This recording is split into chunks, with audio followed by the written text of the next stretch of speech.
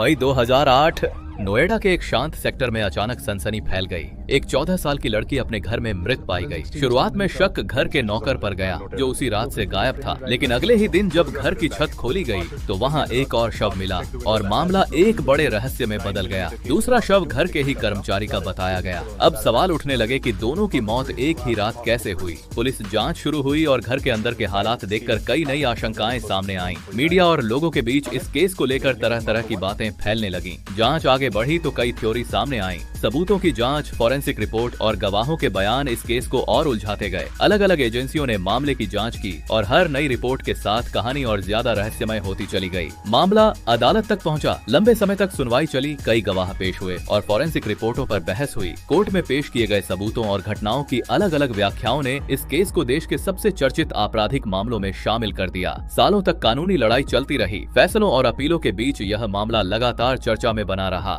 Media reports, जांच report और अदालत की कार्यवाही के कारण यह केस भारत के सबसे ज्यादा चर्चित और विवादित मामलों में गिना जाने लगा। आज भी यह केस लोगों के बीच रहस्य और बहस का विषय बना हुआ है। कई लोग इसे भारत के सबसे उलझे हुए आपराधिक मामलों में मानते हैं। अलग अलग नजरिए और अधूरी कड़ियों की वजह से यह कहानी आज भी लोगों को सोचने पर मजबूर कर देती है।